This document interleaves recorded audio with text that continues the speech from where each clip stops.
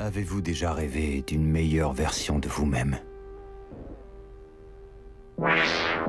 Plus jeune, plus belle, plus parfaite.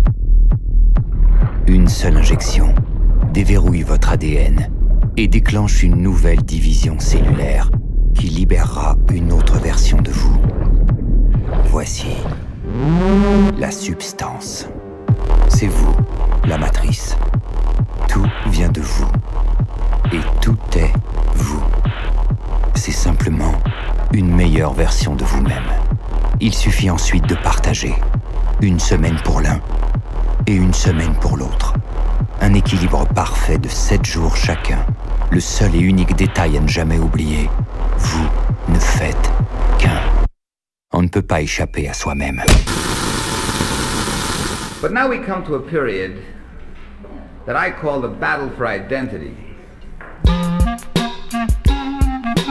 Lies my grandma told me. Yeah, superstitious devices. Lies my grandma told me. What? Urban mythological rules. Bubble mice. Yeah. Salut les kids et bienvenue dans En attendant Godard, saison 17, épisode 13. Cette semaine, émission corps à corps, grosse bombe et longue traversée. Aucune substance finalement. N'importe quelle joie, n'importe quelle peur, n'importe quel échec, n'importe quelle danse. Est-ce que vous croyez qu'on s'intéresse à la souffrance? Enfin bref, il est 19h et comme disait Peter, c'est l'heure. Eh oui, vous êtes bien dans En attendant Godard, l'émission de cinéma qui allait mieux que les autres. Et donc vous l'aurez peut-être compris via cette citation d'une chanson de Denis Roussos. Guerrier Poubelle. Écoutez, je varie un peu. Donc, il sera question ce soir de The Substance de Coralie Farja, qui est sorti dans les salles françaises le mois dernier. Et ensuite, nous parlerons de Blitz, le nouveau long-métrage de Steve McQueen, disponible sur Apple TV depuis le 22 novembre dernier. Et pour parler de ce joyeux programme autour de cette table, il y a bien évidemment la fine fleur de la critique du Grand Ouest à ma gauche. Toujours à ma gauche, il y a carrément Floré. Bonsoir Thibaut. Salut Thomas, salut à toutes et à tous. Il y a également le docteur Erwan. Bonsoir docteur. Bonsoir. Nous avons également Simon avec nous. Bonsoir. Bonsoir Thomas, bonsoir. Et avec nous de ce côté de la vitre du studio, il y a Margot. Bonsoir Margot. Bonsoir. Et à la mise en son de cette émission, il y a Ulysse. Coucou Ulysse qui vous coucoute aussi. Avant de passer à la section critique de cette émission, quelques nouvelles neuves de tête de ligne. Un seau de merde, docteur. Il m'a jeté un seau de merde en pleine figure. Alors, avant de passer aux agendas, quelques nouvelles du monde du cinéma français qui décidément va bien, puisqu'après Gérard Darmon la semaine dernière, qui a eu plusieurs plaintes au cul, aujourd'hui viennent de tomber enfin les accusations contre Serge Boson, qui a 4 accusations de viol contre lui. Ah oui, d'accord. Voilà. J'ai entendu On avait déjà entendu plusieurs choses, même nous on avait entendu des choses les dernières années, donc là effectivement il y a... On le reverra pas dans ce film de sitôt. Non, exactement, il y a un gros article dans Télérama en ce moment, il est notamment accusé par une des critiques du Masque et la Plume, Camille Nevers. Voilà, bravo. Et ben c'est du propre. Le cinéma français, ça va dans toute sa splendeur. Aussi bien. Et c'est bien que ça commence à faire le ménage. Sinon, agenda local. Donc le film de dimanche soir, la dernière édition a été un triomphe avec la projection de La Classe américaine et du documentaire Aux origines de la classe dont on parlait ici la semaine dernière en compagnie de Romain Mullard, le metteur en scène du film, parce que la séance était complète, même le docteur Erwan a été refoulé à l'entrée. Oui, j'ai essayé de rentrer. Comme un malpropre. On m'a tasé. On t'a tasé. C'est tout ce que tu mérites. Mais donc, on espère que ce sera encore complet pour la prochaine séance le 15 décembre prochain, puisque donc ce sera évidemment le meilleur film de l'année 2024 qui vous sera proposé pour les malheureux qui l'auraient loupé en salle comme des grosses bus, puisque ce sera Furiosa Mad Max Saga de George Miller. Si vous l'avez déjà vu, venez le revoir quand même, ça va être bien. Simon, tu seras là ou tu seras parti? Je serai là, oui. Tu viendras? Oui, pourquoi pas. Je l'ai revu il y a pas longtemps, en Blu-ray, mais bon. Oui, non mais c'est juste pour voir ça rince les yeux. Exactement, c'est ça. Donc voilà, on a très hâte de revoir ça, évidemment, on sera enthousiaste pour vous dire à quel point c'est génial. Malheureusement, on ne peut pas le passer en version Black and Chrome, puisqu'il n'y a pas de DCP de disponible de cette version-là qui existe uniquement en Blu-ray. Sinon, demain au Tambour, c'est la dernière séance du semestre déjà à Sapristi, avec à 18h Quand la ville dort de John Huston et à 20h45 du Rififi chez les hommes de Jules Dassin. Deux très grands polars, deux très grands films. De bons films noirs. Ouais. Oui, quand même, c'est plutôt pas mal. Et de casse aussi. Oui, de films de braquage. De tout. c'est trop bien. J'adore ce titre du rififi chez les hommes. Ça fait tellement années 50. Ah quoi, bah, comme, le c'est rififi à l'époque dans les séries Ouais. noires, les films noirs, du rififi à Tokyo, du la rififi à Paname. de la schnouf, du rififi sur la schnouf. Voilà. Et puis quelle carrière, ce Jules Dassin, c'est Ouais. vraiment une vie étrange. Quoi. Ouais. Mais avec Les- qui est un super réalisateur. quoi. Les États-Unis, la Grèce, puis c'est le coup d'état des généraux, c'est fou. Quoi. Le mec, il a vraiment pas de bol. Il était blacklisté aussi, il me semble. Il a été Blacklisté, ouais, blacklisté, c'est pour ça qu'il est arrivé en France. Ouais, c'est pour ça qu'il est parti et que son fils Joe a donc mais oui, c'est vrai que c'est son mais oui, fils, a donc nom cette de Dieu, magnifique quoi. chanson moitié banjo, moitié violon où il parle justement de ses racines américaines et de ses racines françaises. Et oui. Exactement. On en apprend des choses sur Nathan Godard. Et attendez, c'est l'apprentissage tout au long de la Oui, vie. bien sûr, Cette c'est- émission, c'est aussi à C'est une ça. émission apprenante. Exactement. Sinon, à l'Arvor, ce jeudi à 20h, j'imagine.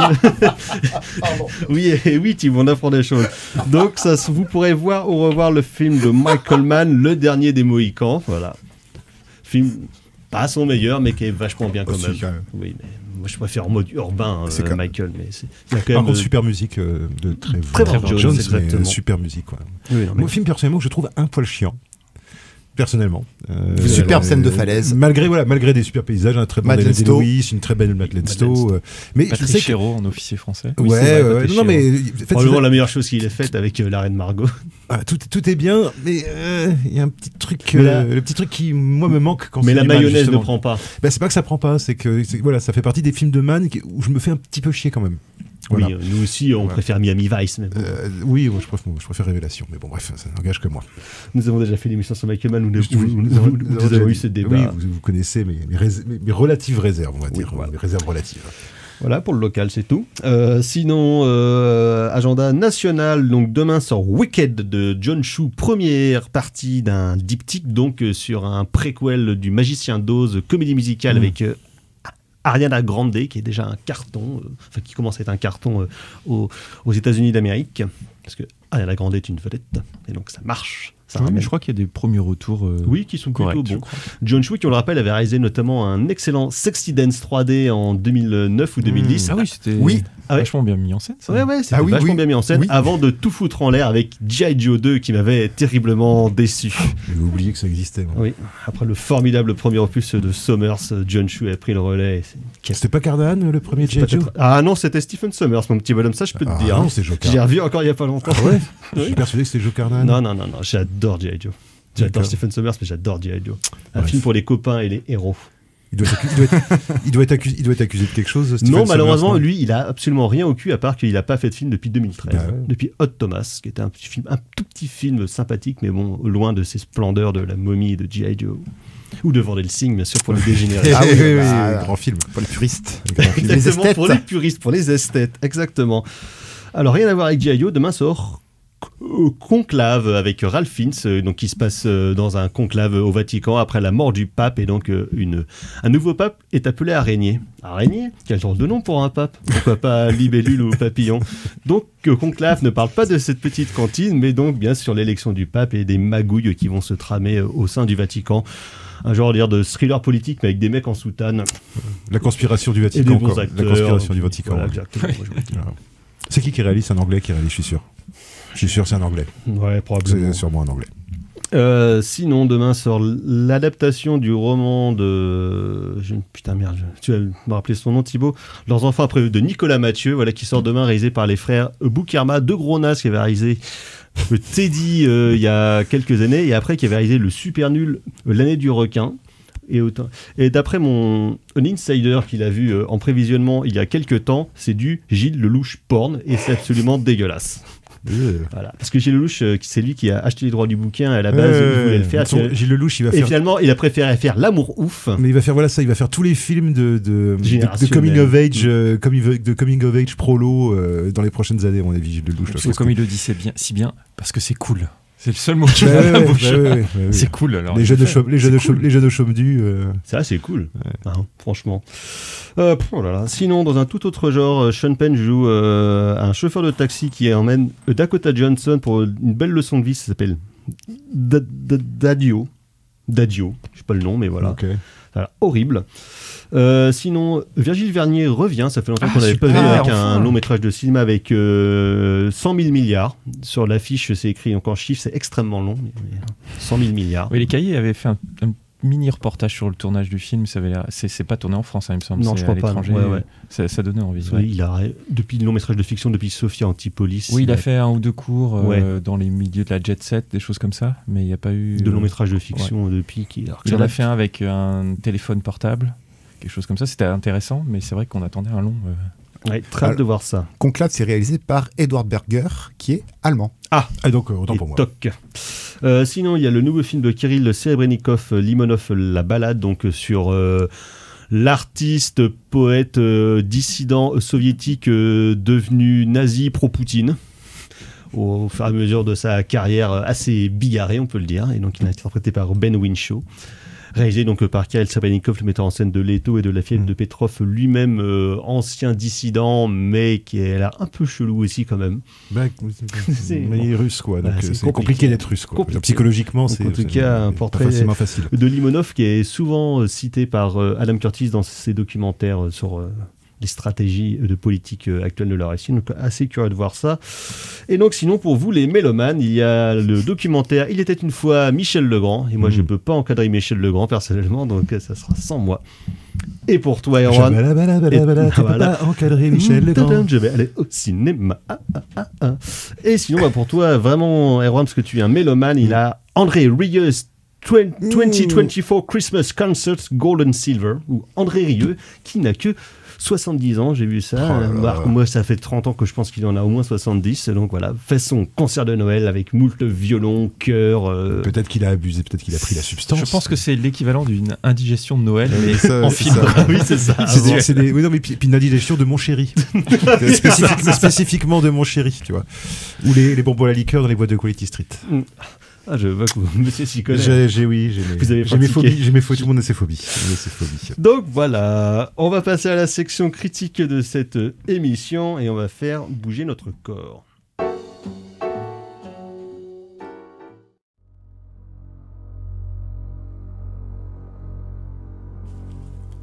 En attendant Godard sur Syllab, et donc c'était Mike Patton avec Swinging the Body. Et donc de Body, il en est question dans The Substance de Coralie Farja, qui est sorti dans les salles françaises le mois dernier et qui a gagné au dernier festival de film de Cannes le prix du meilleur scénario, ce qui est pour le coup incongru, effectivement. On nous a un peu étonné au vu du résultat. À mon avis, c'est pas là qu'il y a des trucs intéressants. Non, exactement. Donc Coralie Farja, on la connaît parce que c'est une metteuse en scène française qui avait réalisé il y a quelques années un revenge movie qui s'appelait Revenge, tout simplement, qui, on va dire... Qui était un Rape and Revenge, très exactement. Oui, un Rape and Revenge qui entretient quand même beaucoup de rapports avec The Substance, notamment, on va dire, dans son filmage du corps féminin et du discours qu'elle voudrait faire ressortir donc de ce filmage.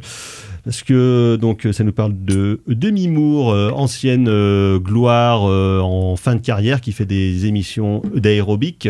Elle est mise à la porte parce qu'elle est trop vieille par ce sapajou de Denis Quaid qui en fait des caisses, qui cabotine en grand angle, et donc un jour, on ne sait pas pourquoi, pauvre comme ça, il y a un petit gars qui lui met une clé USB dans la main, The Substance, et donc c'est ce qu'elle apprend, ce qu'on a entendu en pré-générique, qu'elle peut avoir une meilleure version d'elle-même. Mais littéralement. Littéralement, donc elle va donner naissance, on va dire, à Margaret Qualley, qui elle-même a été modifiée pour pouvoir coller au corps de Demi Moore via des prothèses sur les seins et puis sur les fesses, donc pour vraiment une version d'une belle jeune femme qui va dire au tournage. Oui, exactement, qui va donc retrouver après, qui va donc prendre le poste en fait de Demi Moore dans le film, dans la nouvelle star de l'aérobic américain. Et donc, aérobic. Aérobic, sexualisé.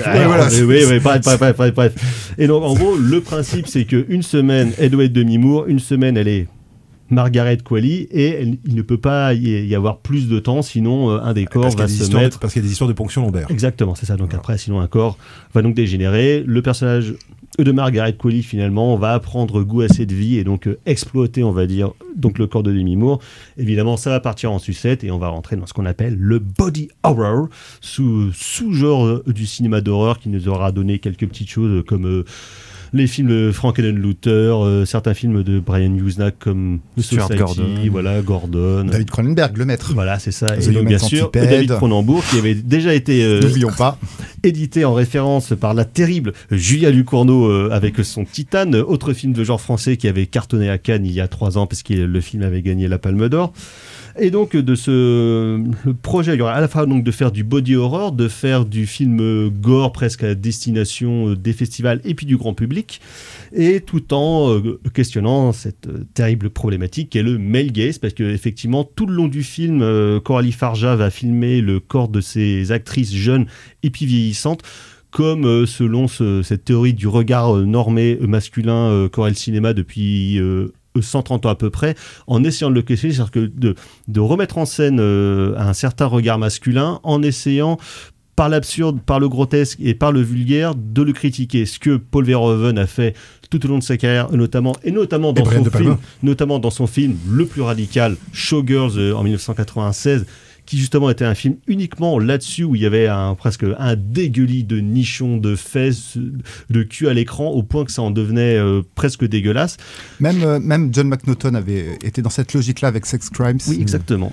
Et En donc, plus soft, en plus soft. En plus soft, mais on était dans on voit que Coralie Farja essaye de s'inscrire dans cette veine-là, et c'est tout à son honneur, mais bon, évidemment, n'est pas Paul Verhoeven qui veut, et moi, plusieurs problèmes que j'ai avec le film, c'est que constamment, je trouve que ce qu'elle voudrait faire a tendance à s'effondrer, parce que le film veut être vulgaire, mais il ne l'est pas assez. Le film voudrait être transgressif, alors que finalement, il ne raconte pas grand-chose, passé, on va dire, ces 5 premières minutes qui sont assez programmatiques et qui finalement racontent un petit peu tout le projet du film, et que même une fois qu'elle passe dans le body horror et qu'elle passe dans des excès de gore, j'arrive jamais à être étonné, à être choqué. C'est-à-dire que c'est peut-être parce que j'ai maté trop de films dégueulasses quand j'avais 15 ans avec des films de cannibales ou bien des trucs dans le genre, ce qui fait que moi ça ne m'atteint absolument plus de voir des excès de gore outranciers, bis, voire Z, parce que la fin ça vire quand même un petit peu dans le Z, c'est ça qui est cool, et dans le grand guignol, mais finalement, c'est ça que j'aime bien, t'as presque envie de dire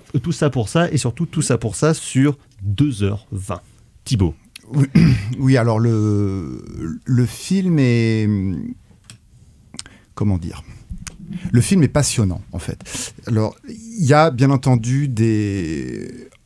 Je suis d'accord pour dire que le film est trop long. J'ai trouvé aussi qu'il y avait des astuces de scénario, des trous de scénario qui sont beaucoup trop béants. Du coup, ça peut nuire un petit peu. Voilà, on sent qu'on est sur un récit quasi expérimental et pas sur un récit linéaire, donc ça peut rebuter un petit peu la chose. Oui, alors, parce qu'il y a clairement des trucs, c'est pas des plot holes, hein, c'est des oublis narratifs. Des oublis narratifs ou des incohérences ou vraiment des, c'est même pas des pas de côté, c'est des grands écarts sur le côté. Fonctionnement même en fait de la substance et du rapport entre les corps et entre les deux personnages qui sont supposés ne faire qu'un. Mais encore, alors ça peut vu que je pense que Coralie Farja a vraiment une volonté, le film a plutôt des bons retours, a eu un petit succès. C'est un film qui a quand même une aura. Et ça peut...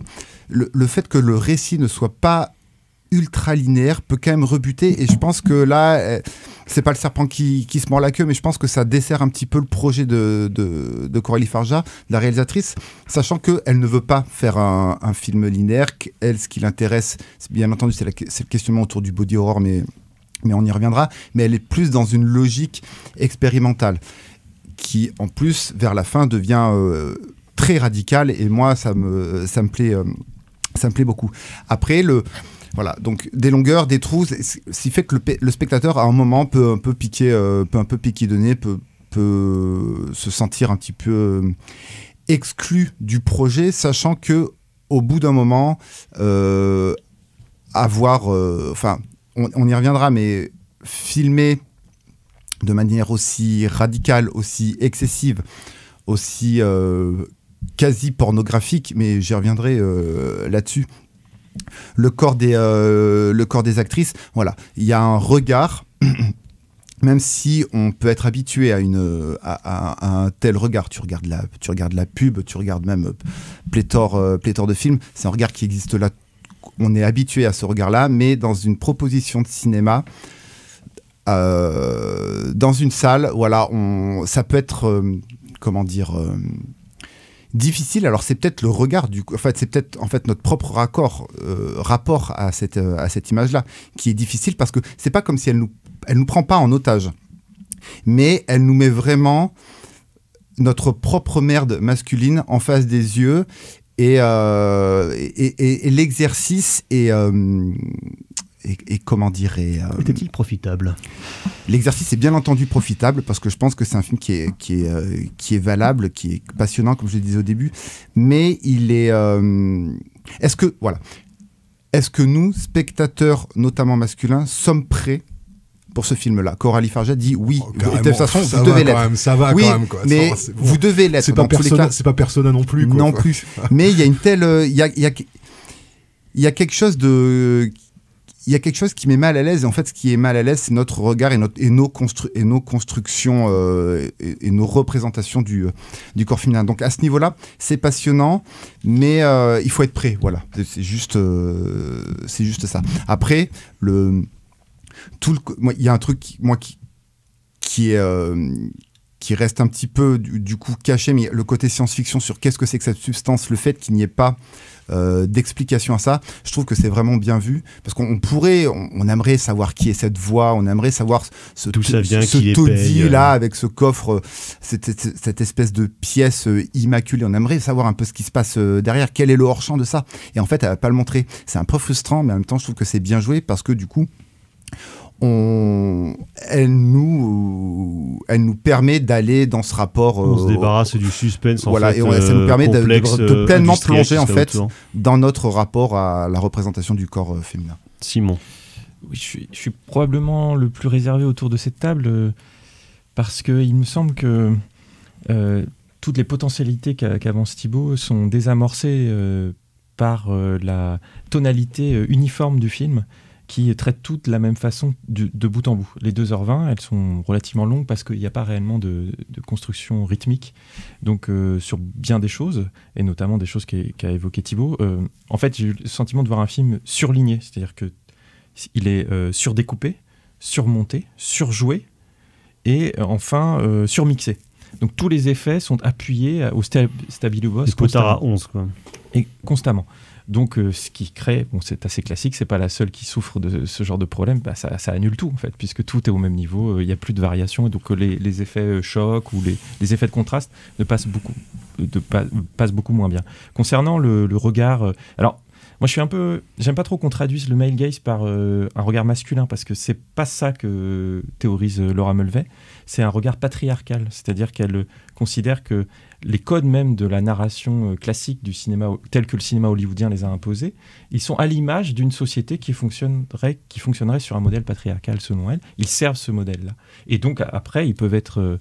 ce regard-là peut être adopté par des hommes ou des femmes. Hein. Et ici, on a une réalisatrice qui, d'abord, enfin en tout cas moi c'est ça que j'ai cru, d'abord jouait le jeu du male gaze, filmant des fesses, filmant des poitrines, et de personnages d'ailleurs qui les affichent, hein, parce que ça peut être aussi une forme d'empowerment, comme dans Showgirls, Verhoeven le montre bien. Mais ça reste de bout en bout, moi c'est comme ça que je le vois, cette approche-là. Alors je parle pas, ça aurait pu devenir intéressant au moment où on passe dans une transformation horrifique et gore, parce qu'elle continue à filmer ces corps monstrueux de la même façon. C'est peut-être la meilleure idée du film. Oui. Néanmoins, là, tu as évoqué ça, je suis assez d'accord avec toi, Thomas, même si j'ai du mal à mettre le doigt sur mon rejet à ce niveau-là, c'est que plutôt friand de cinéma gore et horrifique, je suis resté très extérieur en fait. J'ai pas du tout été touché par la matérialité, l'organicité des créatures. Il n'y a pas d'empathie qui se crée avec pourtant ces monstres-là, non, à du tout, je trouvais ça, à la The Thing. J'allais dire c'est un peu clinique, mais c'est pas exactement le terme que je cherche. Voilà, j'ai trouvé ça du grotesque, mais bien fait. Mais... Oui, mais pas forcément bien mis en valeur. En tout cas, moi, et puis à la fin, ça finissait, je trouvais un peu dans les pattes bourgeois. Je sais pas si vous avez remarqué, mais aujourd'hui, pour se montrer un peu subversif, il faut vomir sur les bourgeois. Tous les films, c'est ça, sans filtre. Le film avec l'Antimos aussi, je crois qu'il y a une scène comme ça.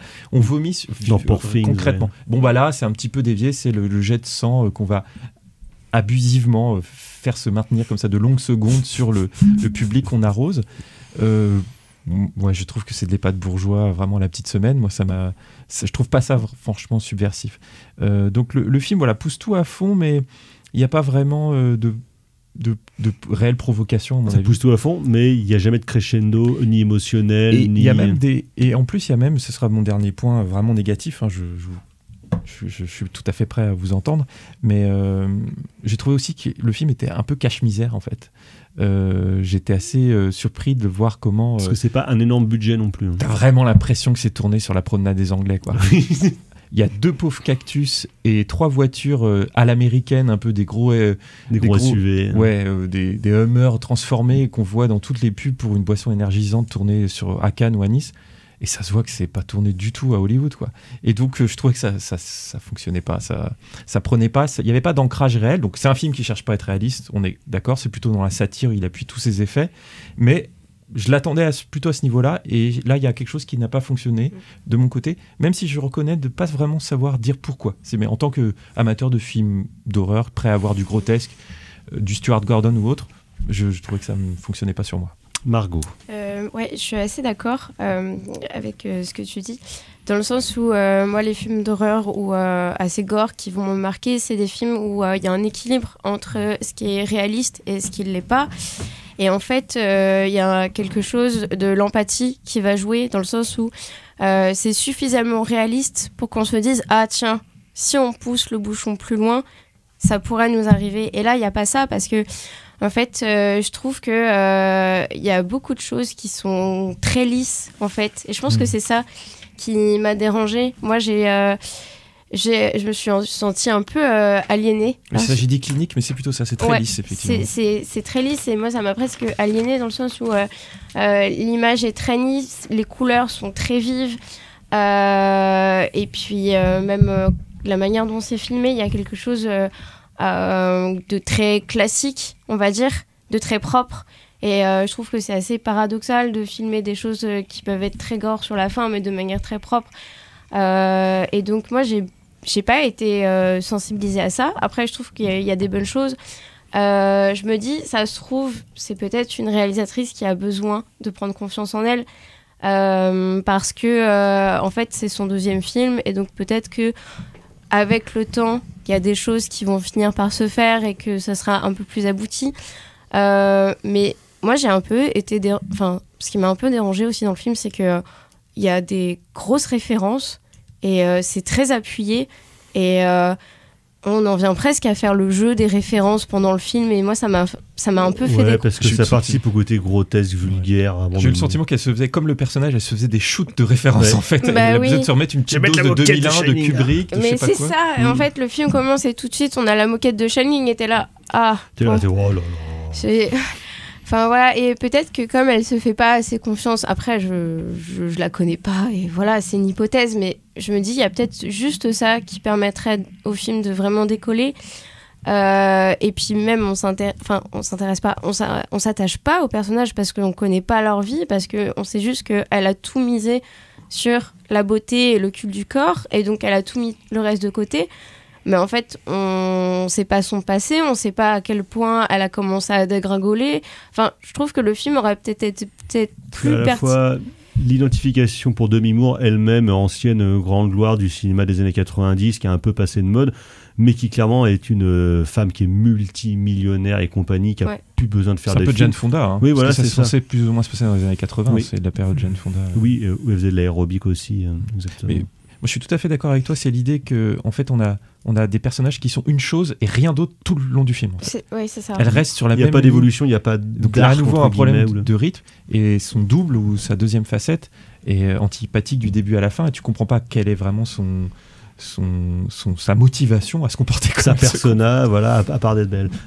La parole est à la défense. Alors, moi j'ai un peu envie de défendre quand même le film. Alors, non pas pour dire que c'est le meilleur film de l'année ou quoi que ce soit. Parce trop que tard, vous l'avez dit. Parce que certes, c'est un film trop long. Pour moi, c'est une histoire qui tenait sur 1h40. En 1h40, ça pouvait être bouclé. Certes, c'est une vulgarité affichée, mais moi, personnellement, ça m'a pas déplu parce que... tu vois, c'est un peu comme... On aime la vulgarité. Non, mais, on ne peut pas être génial sans toucher du doigt la vulgarité. Ce que je veux dire, c'est que pour moi, c'est un peu comme regarder les Morphalous.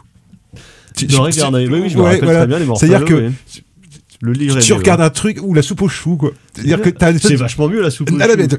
Ce que je veux dire, c'est que il y a une justement, moi cette histoire de lisse, moi je suis pas trop d'accord en fait. C'est-à-dire que oui, certes, l'image est propre, il y a trop de références, mais alors d'une part, moi je reconnais quand même à Demi Moore, je veux dire, le courage quand même de faire des scènes de nu à 45 ans pour une actrice hollywoodienne qui a joué dans Striptease. Et puis elle porte la meilleure scène, la scène du miroir. Ouais, et tout le monde la salue, mais c'est vrai qu'elle est Demi Moore, et moi je trouve que Demi Moore est vraiment pas mal. Et c'est une super actrice. Mais je trouve. Et alors le truc, c'est que la question de l'empathie, pour moi, elle se pose même pas. C'est comme dans Society. C'est tous des monstres de toute façon. Oui, les hommes sont des monstres, les femmes sont des monstres. Les femmes ont la trouille de vieillir. Les jeunes sont odieuses. Les quadras sont dans le déni. Les hommes sont tous affreux. Il n'y en a pas un. Le voisin. Il n'y en a pas un. Alors c'est soit ils sont affreux, c'est des monstres dégueulasses avec des vilaines dents, soit c'est des espèces de d'étalons. C'est le village des damnés. Voilà, c'est des pubs pour parfum à Noël avec des mecs complètement creux. Donc de toute façon tout est caricature. Enfin pour moi de toute façon le côté caricatural c'est mais même dès la scène d'ouverture, quoi, en fait, dès cette scène avec l'étoile d'Hollywood où on voit le passage du temps, qui est d'ailleurs, moi je trouve, à mon avis, une des meilleures scènes du film. Gérard Jugnot dans Papy fait la résistance, ce film est une vision caricaturale pour ne pas dire grotesque. Exactement. Et je trouve que, et en fait, le grotesque pour moi est pas du tout au service d'un body horror qui serait finalement une réflexion politique, blablabla.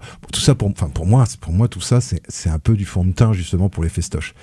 Moi, je pense que ce qu'elle veut faire, Coralie Forja, c'est faire un gros truc tout voilà, c'est un gros truc, c'est un truc crado, mais tu vois, crado. Bah, comme tu peux faire les deux, tu peux faire un truc crado pour festival. Hein. Ouais, mais non, parce que Cronenberg l'a fait. Moi, je comprends que les gens, il y a des gens, il paraît qu'ils sortent de la salle, mais oh là là, mais franchement, vous avez jamais, ça c'est pour les gens qui ont jamais vu de film d'horreur, quoi. Parce que quand t'as vu des films d'horreur, justement, enfin moi, il y a rien qui m'a fait peur dans ce film. Par contre, il y a plein de trucs qui m'ont fait rire. Mais c'est pas supposé faire peur, c'est supposé provoquer quand même un effet un peu dégueulasse. Non, mais même pas. J'imagine. Et c'est marrant parce que j'en discutais avec un collègue enseignant à l'ESRA, monsieur Patrice Pincé pour ne pas le citer, et qui m'a dit un truc, et c'est marrant parce qu'en voyant le film, écoute, je me suis dit, mais il a carrément raison. Il m'a dit, ça fait un peu penser aux productions Charles Band des années 90. Puppet Masters et compagnie. Tu vois, les Puppet Masters, voilà, exactement. Et en fait, c'est beaucoup plus proche de ce côté exploit plutôt que du côté beaucoup plus cérébral de Cronenberg. Et en fait, le truc, c'est que moi, je trouve que le film. Alors le film, ça se la raconte, hein, par contre, je suis d'accord, hein, ça se la raconte gentiment. Hein. Et c'est bien surchargé en maniérisme et en trucs et tout ça. Et donc effectivement, au bout de 2h20, il y a un petit peu un côté de trop plein, quoi. Mais par contre, il y a... moi, je sais que j'ai beaucoup aimé... En fait, moi, le moment où, pour moi, le film a vraiment commencé à fonctionner, c'est quand Demi Moore passe en mode sorcière. C'est-à-dire quand elle commence à être quand il commence à avoir des trucs sur son corps parce que évidemment son double respecte pas le deal des 7 jours et donc elle commence à avoir des problèmes de santé. Et il y a une scène où elle moi ça m'a fait rire. Hein. Il y a une scène où on lui a offert un bouquin de cuisine française avec un bon gros joufflu sur la couverture et elle se met à faire des poulards de foie gras et du boudin noir et ça t'a donné faim. Et non, justement parce que alors c'est ça aussi alors moi par contre s'il y a bien un truc formellement je trouve qui est intéressant, c'est l'équivalence entre c'est-à-dire la destruction totale de la notion de beauté juvénile. C'est-à-dire qu'en fait, la manière de filmer, notamment cette scène de cette émission d'aérobic qui est filmée comme un film porno, je veux dire, et en fait, moi, en tant que mec, je peux vous dire, hein, je pense que j'ai rarement vu une scène aussi sexualisée et aussi peu érotique. C'est-à-dire que au bout d'un moment, et comme toi t'as vu de la chair, t'as vu des ponctions lombaires, en fait, au bout d'un moment, ça passe ton temps à te rappeler que à l'intérieur de ce joli corps, il y a de la tripaille, il y a du sang, il y a du poulet, il y a une scène où elle s'extrait un pilon de poulet. Voilà. Et en fait, moi, je trouve que de ce point de vue-là, moi, je trouve que si sur son discours politique, sur son discours référentiel, le film est pas très réussi parce que c'est bien gras et bien c'est gras en fait, c'est comme une espèce de côté tu sais, aller bouffer au McDo à s'en rendre malade en fait, c'est vraiment cette espèce de côté consumériste. Voilà. Et moi j'ai trouvé que c'était tout à l'heure, tu veux dire moi j'ai trouvé que c'était pas si raté que ça en fait, ce côté là. Ouais. Ce côté non pas de dégoût, mais cette espèce d'équivalence en fait entre que la beauté finalement, je veux dire voilà, ce qu'on présente comme des canons de beauté en fait, ce que la société patriarcale présente comme des canons de beauté. D'une part, ça se fane. Voilà, puisque Demi Moore elle-même a été un canon de beauté dans les années 90. Voilà. Et Margaret Qualley quelque part deviendra elle aussi n'est qu'une future Demi Moore, Et il y a tout ce truc Futur avec, Andy tout ce McDowell. truc avec la bouffe, tout ce truc avec les os, tout ce truc avec les ponctions lombaires, tout ce truc avec ce côté organique, et où on a l'impression que ça pue la merde en fait, voilà. Et en fait, c'est des jolis corps qui puent la merde. Voilà, moi j'ai un peu ce sentiment-là. Et c'est en ça que le film est peut-être raté, hein, mais peut-être assez Verhoeven de ce côté-là, moi je trouve. Pour rebondir sur ce que tu disais et pour par rapport à ce que disait Simon, moi je trouve que justement le filmage au même niveau. Alors je suis d'accord avec vous sur le background des persos où on en apprend rien, mais comme je disais, je pense qu'on est dans une logique expérimentale et pas linéaire, donc c'est vrai que c'est un film où tous les personnages sont antipathiques, mais est-ce qu'ils ont besoin d'antipathie? Non. Mais je trouve que de filmer, parce que le corps est un outil politique, et quand alors peut-être que là j'extrapole un peu, mais quand elle filme du coup au même niveau le corps monstrueux, l'altérité plus, là on est clairement de Brian Yuzna en Brian Yuzna style, et filmé de la même façon les scènes d'aérobic. C'est comme si elle voulait dire en gros, regardez l'image publicitaire du corps féminin. Qu'est-ce qu'on en a fait en fait? Enfin, cette image publicitaire en fait, c'est le nouveau film d'horreur qui nous est montré tous les jours devant les yeux. Donc je trouve que cette ligne, ce parti pris d'être toujours constamment sur la même ligne, du coup je trouve que ça fonctionne, et c'est là où du coup elle arrive à faire passer le body horror, son message. Le body horror justement, c'est peut-être ça, justement, c'est la beauté en fait, le body horror. Enfin, c'est pas la monstruosité, moi je la trouve pas laide en fait dans le film. Vous trouvez pas qu'elle a 40 ans de retard d'une certaine façon, et d'ailleurs elle situe son film aux années 80 plus ou moins, et en fait c'est un discours des années 80, enfin du cinéma des années 80 sur le rapport à la publicité ou à la beauté dangereuse. Quand on regarde La Mouche ou quand mais ça marche tout. Non, mais c'est un discours qui est toujours valable aujourd'hui. C'est toujours valable. Quand tu vois sur internet les gamines de 12 ans qui vont chez Sephora pour prendre des rimes, des crèmes anti-rides. Ça s'appelle TikTok. Bah oui, non mais voilà. Enfin, ce culte du moi et ce culte du moi. On est je veux dire, si on n'est pas en plein dedans. Je trouve que Refn avait fait bien plus subtil avec The Neon Demon. Il était sur la The violence Neon de la Demon, beauté.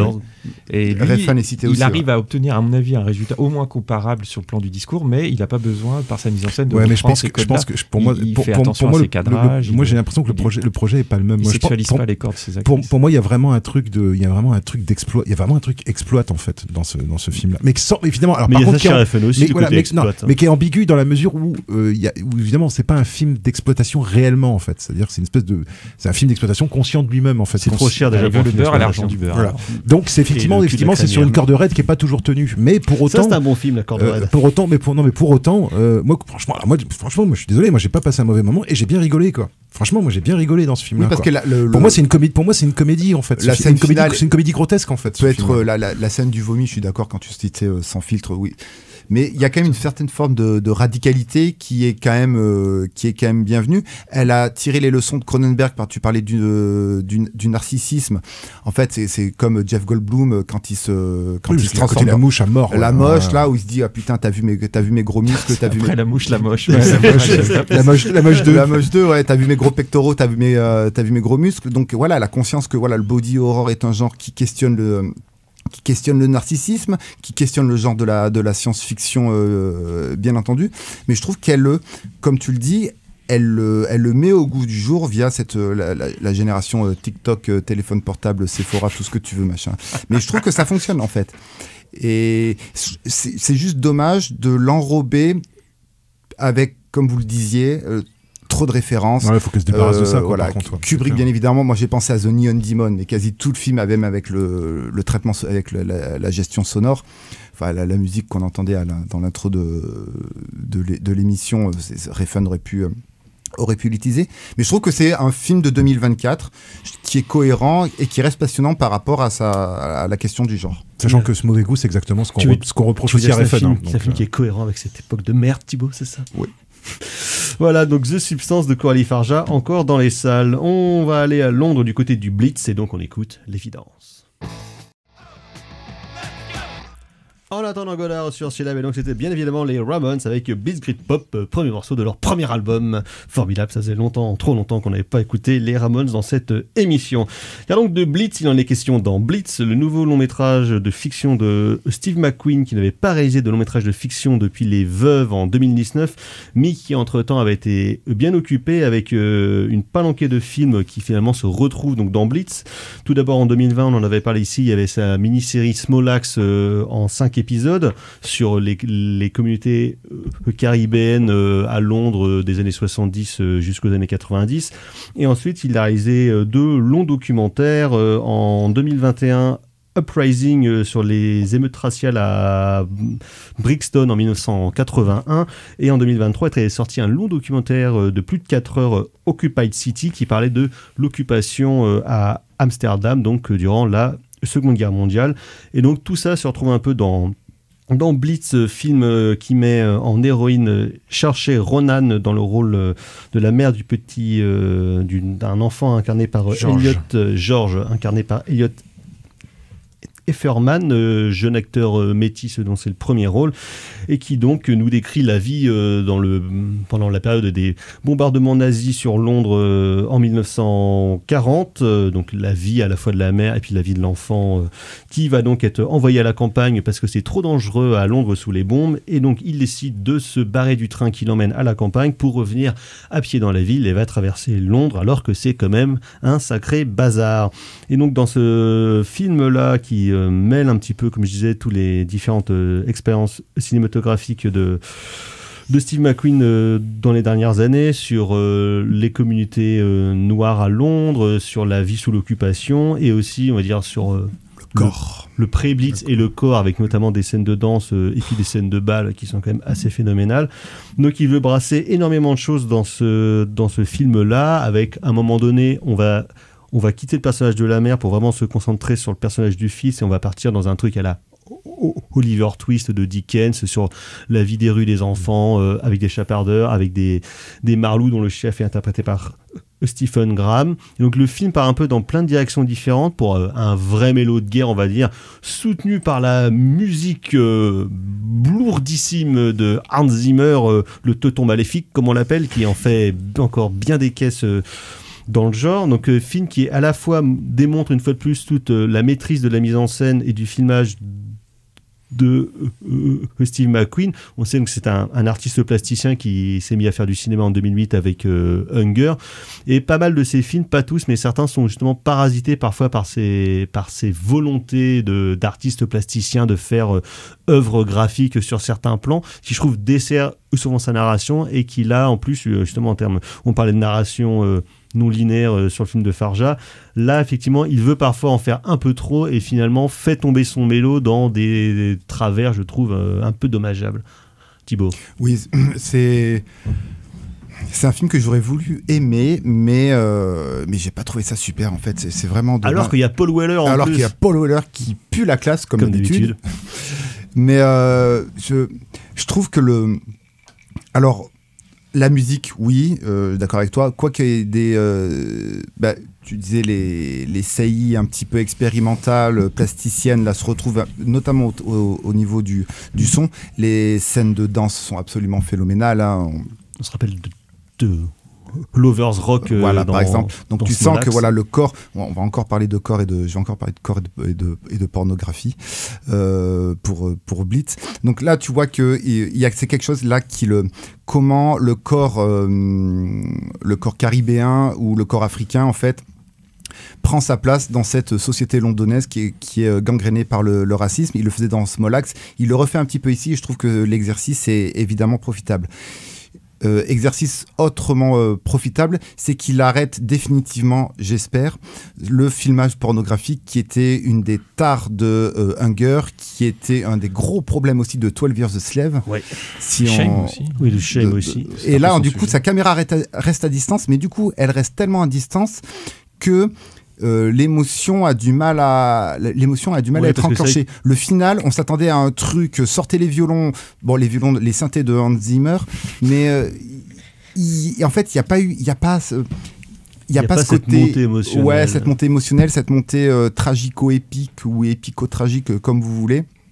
avec un poil de mélancolie et un poil de positivisme. Ici, en fait, le soufflet retombe clairement à plat, alors qu'il voulait vraiment faire une belle fresque historique. Ici, en fait, on se retrouve devant pas un produit télévisuel, faut peut-être pas déconner non plus, mais voilà, quelque chose qui arrive pas à décoller et qui en fait finalement s'enfonce comme les bombes dans le métro londonien. Donc c'est un peu décevant en fait de la part, surtout quand on avait beaucoup aimé Smolak. Les veuves étaient vraiment super. 12 Years a Slave, Hunger, Shame, je l'ai pas vu, mais j'étais un peu mitigé. Et là, bon bah voilà, c'est dommage. Trop court peut-être le film là. Oui. Du coup, The Film était trop long et là le film était peut-être trop court. Oui, et puis le côté épisode de Tintin BD, le gamin qui fait ci, qui fait ça, machin, ni queue ni tête, comme ça, là on se croirait. Enfin bon, bref. Puis surtout, il vient après Spielberg, après John Borman, sur 2 films des années 80, exactement sur le même sujet. Une vision de l'enfance, enfin une vision de la guerre par le prisme du regard de l'enfance. Et puis Empire du Soleil, donc c'était comme un défi, mais moi je le trouve pas du tout relevé. Je trouve le film complètement raté. Je l'ai trouvé totalement ripolliné. J'ai l'impression que tous les costumes sortent du musée il y a 2 heures. Ça fait vraiment figer tout cela, la reconstitution, je veux dire. Et puis, alors effectivement, il y avait un pari sur la construction narrative qui est assez singulière, mais je trouve que rien ne prend. Je ne trouve que ça ne provoque rien de sauter un petit peu du coq à l'âne comme cela. Le retour du plan sur la bombe qui s'apprête à leur tomber dessus, je trouve que ça ne finit pas vraiment qui par revient résonner. Plusieurs fois dans le film sans... On se doute que c'est celle qui est finalement tombée sur l'assemblée dans la boîte de nuit, mais c'est pas très clair en fait. Enfin, je vais peut-être passer à côté de quelque chose. Mais... Michael Bay fait ça mieux dans Pearl Harbor. Exactement, c'est vrai. Excellente scène de la bombe dans Pearl Harbor. Donc j'ai trouvé ça assez laborieux à ce niveau-là. Je trouvais, je vais dire franchement, que le gamin ne joue pas très bien. Il vient après Christian Bale, certes, mais voilà, je trouve qu'il porte rien. Il reste lui aussi assez monotone. La comédienne est plus intéressante. Elle a toujours été relativement bonne actrice et c'est peut-être elle qui aurait à sauver dans le film, mais... Et puis j'ai trouvé ça assez lignifiant. Oui, parce que c'est vrai que c'est le perso de Saoirse Ronan qui drive finalement le plus d'émotions, plus que le gamin, alors qu'on serait supposé quand même s'attacher aux épreuves que vit cet enfant. C'est propre. Quand on voit ce que vivent les personnages de Hope and Glory ou du Spielberg, c'était il y a quand même près de 40 ans, quoi. Donc ouais, j'ai trouvé ça vraiment fade en fait, et j'ai perdu le fil, excusez-moi, de mes idées, mais oui, je suis assez déçu de ce que nous propose ici McQueen, qui allait dans l'organique avec Hunger. Il y avait un rapport, c'était tout l'enjeu de la résistance des prisonniers qu'il dépeignait, mais ici voilà, il n'y a pas vraiment de prise. J'ai trouvé qu'il n'y avait pas d'affect suscité par ni sa mise en scène ni par sa construction assez vainement alambiquée, m'a-t-il semblé. Et puis encore une fois, voilà, le discours m'a semblé assez lignifiant. On revoyait la classe américaine l'autre jour. En gros, c'était c'est pas bien d'être raciste et de tenir des propos intolérables où il n'y a pas de tolérance, quoi. C'était vraiment le programme du film, et je m'attendais à plus. Docteur. Ouais, alors moi je pense que sans doute qu'il aurait fallu faire un choix. Sans doute qu'il aurait fallu faire un choix de point de vue, je pense, et rester sur quelque chose de plus classique finalement pour que l'émotion puisse survenir, parce que le fait de passer du gamin à la mère, en fait, je trouve ça pourrait fonctionner si c'était par exemple une mini-série. Ça pourrait fonctionner sur un format sériel, à mon avis, où on peut accepter d'avoir plusieurs points de vue, on pourrait même d'ailleurs en rajouter d'autres. Sur un film de 2 heures, en fait, je trouve que ça... On n'a pas le temps, enfin quelque part, on n'a pas le temps de s'attacher ni à l'un ni à l'autre, donc ça pose un petit peu problème. Même si effectivement, alors et du coup les personnages, et notamment le personnage du gamin, finalement finissent par être par révéler en fait ce qu'ils sont réellement, c'est-à-dire uniquement des figures en fait qui vont se déplacer dans l'espace et qui vont nous permettre de montrer des vignettes en fait liées à la Seconde Guerre mondiale, quoi. Et sans doute qu'il aurait fallu peut-être quelque chose d'un peu plus homogène en fait en termes de narration, quoi, pour que moi et renoncer quelque part finalement à tout montrer, en disant bah tiens, on va me montrer, je vais m'intéresser à la mer, on va montrer ce que c'est que le travail en usine, les rapports hommes-femmes, le racisme, etc. Voilà. Ou alors montrer en mode Allemagne des héros, voilà, je suis un gamin, je me débat à travers les ruines, et on se retrouve effectivement dans des plans Oliver Twist ou des plans dickensiens, quoi. Ouais, alors quitte à faire la vignette, moi j'aurais préféré suivre le soldat nigérien ou le soldat nigérien qui est une figure qui est assez intéressante. Moi, j'avoue que bon, moi, ce que je retire de plutôt positif quand même dans le film, moi, c'est effectivement les scènes de musique. Moi, j'ai trouvé bien. C'est justement cette présence des acteurs d'origine caribéenne ou africaine qui, je trouve effectivement. Je trouve que ça c'est un aspect moi qui m'a intéressé, c'est-à-dire je me suis dit tiens, c'est vrai que les films sur la Seconde Guerre mondiale, sur le Blitz de Londres, c'est vrai que généralement c'est des trucs qui se passent entre blancs quoi. Il y a un petit peu, et souvenons-nous de Dunkerque de Christopher Nolan, de l'odieux Dunkerque de Christopher Nolan, où il n'y a pas un soldat, tous les soldats sont blancs quoi. Tous les soldats britanniques sont blancs, ce qui n'était pas le cas parce qu'il y avait forcément des troupes coloniales, donc il n'y avait forcément pas que des troupes blanches. Et là je trouve qu'il y a une espèce de c'est un peu plus c'est un peu plus, je trouve que c'est une manière de focaliser, et finalement ça aurait pu être un épisode supplémentaire de Smolax finalement. Oui, tu sens que c'est la même veine, ouais, même dans la mise en tu scène. sens que voilà, c'est ça. Alors c'est après, le projet sur papier, mais concrètement après je pense que sans doute peut-être avoir moins de personnages, et rester peut-être sur choisir un des deux personnages principaux en fait pour vraiment en faire le héros ou l'héroïne du film, quitte à renoncer effectivement à vouloir tout dire sur une situation, ce qui aurait pu fonctionner en termes de série, ce qui fonctionne moins bien sur un long métrage de 2 heures, enfin à mon avis en tout cas. Après, bon, moi j'ai pas trouvé effectivement la reconstitution est un petit peu empesée, mais voilà, moi j'avoue que j'ai pas non plus, je me suis pas non plus ennuyé, enfin voilà, je vais dire que ça se regarde, voilà, mais effectivement, si je dois choisir, je prends Lovers Rock, voilà, 1000 fois. Exactement. Donc c'est Blitz de Steve McQueen, disponible sur Apple TV depuis le 22 novembre dernier. On va passer au coup de cœur. Tout à coup, Jean-Michel Mimosé... C'est de la merde. C'est de la merde. Je voudrais que tout le monde s'imprègne. Merde. Tout le monde s'imprègne de cette... C'est vraiment la plus grande merde des merdes.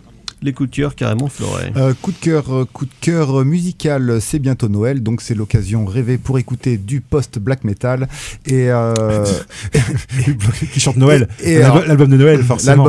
L'album de Noël, et justement Burzum Sings Christmas. L'album de Noël sera chanté par Violet Cold ou Violet Cold ou comme vous voulez. Bref, un one-man band qui nous vient tout droit d'Azerbaïdjan. Une musique charmante contrée. Une musique absolument phénoménale, mélange de folk, d'électro, il y a des breaks de trap un petit peu des fois, le tout avec des voix féminines, des voix bien entendu criardes, des riffs de guitare, de la double pédale, en veux-tu, en voilà. Je conseille notamment l'album Empire of Love qui bastonne tout plein. Voilà, et un petit film comme ça, The Bike Riders de Jeff Nichols, que j'ai rattrapé, nom d'une pipe en bois. Merci, docteur. Alors moi, ce sera un double coup de cœur, mais sur un seul réalisateur. Ce sera 2 films de Coppola, qui ont d'ailleurs été réalisés l'un après l'autre et que moi j'ai trouvé vachement bien. Un que j'avais vu, un que j'avais pas vu. Donc Cotton Club, avec des super scènes de claquettes. Avec vraiment des super scènes de claquettes, et Coppola lui aussi c'est quelqu'un qui aime beaucoup la musique. Et puis Peggy Sue s'est mariée, moi j'ai bien ri, avec un Nicolas Cage qui est en mode nawak et qui est, moi je trouve, toujours aussi plaisant à regarder. Donc on avait parlé ici lors de sa ressortie chez Carlotta il y a je devais pas être là moi ce jour-là, je devais pas être là où je l'avais pas encore vu peut-être. Voilà, merci. Simon. On a parlé de Nolan, de McQueen, que des Britanniques sans cœur, parce que c'est bien connu qu'ils n'ont pas de cœur, les cinéastes britanniques. J'ai trouvé un film britannique avec du cœur. Donc, Les Guerriers de l'Enfer. Mais en fait, c'est réalisé par un Tchèque, ça explique tout. En fait, c'est un film américain, mais par un réalisateur qui s'est formé en Grande-Bretagne, donc Karel Reiss. Un drôle de film qui a des grands noms du 78, on vient du Vietnam, et puis en fait on voit aussi la fin de la contre-culture avec un Nick Nolte magistral, mais aussi Richard Masur, Michael Moriarty, Tuesday Weld, donc un beau casting, un film très étonnant qui était sorti en Blu-ray Karel Reiss, c'est bien récemment. Karel Reiss, c'est un super cinéaste. Merci Simon. Margot. Alors moi c'est un roman de Wasim Mawad, je suis désolée, je l'ai peut-être un peu écorché. Le titre du livre c'est Visages retrouvés. Et en fait, l'auteur, c'est celui qui a aussi écrit Incendie, donc c'est plutôt un auteur de théâtre à la base. Et c'est son premier roman, et j'aime énormément ce qu'il écrit, même si j'ai pas énormément lu, parce que je trouve qu'il a un style qui est très choc. Il a des phrases parfois qui peuvent être très brutales. Par exemple, c'est juste un tout petit passage, mais à un moment, il explique que le temps s'est arrêté comme on a arraché la tête d'un coq. Enfin, voilà, des trucs comme ça. C'est assez violent, mais j'aime beaucoup. Merci Margot. Alors moi, ce sera 2 films, Animal de Emma Benestan, qui est sorti donc dans les salles françaises la semaine dernière, genre de western fantastique en Camargue, avec de très très beaux effets, quelques petits trucs de narration, on sent qu'elle n'a pas assez confiance encore dans sa mise en scène, mais vraiment pour le coup une très belle mise en scène, une très belle surprise.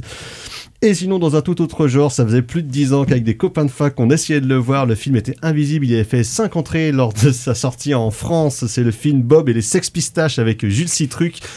Et on peut vous dire qu'un copain ici a dégoté le DVD. Camoulox, ton truc. a dégoté le DVD réalisé par un Suisse, Yves Matet. Bah, croyez-moi qu'on n'a pas été déçus du voyage. On a passé une magnifique soirée. C'est un beau nanar 100% au Cara. C'est une très belle surprise, Bob et les Sex Pistaches. Merci beaucoup, messieurs. Merci, madame. Merci, Ulysse, à la mise en son de cette émission. Prochaine édition. On se retrouve la semaine prochaine pour parler notamment de nazis. Et à ciao, bonsoir. Salut. Bonsoir.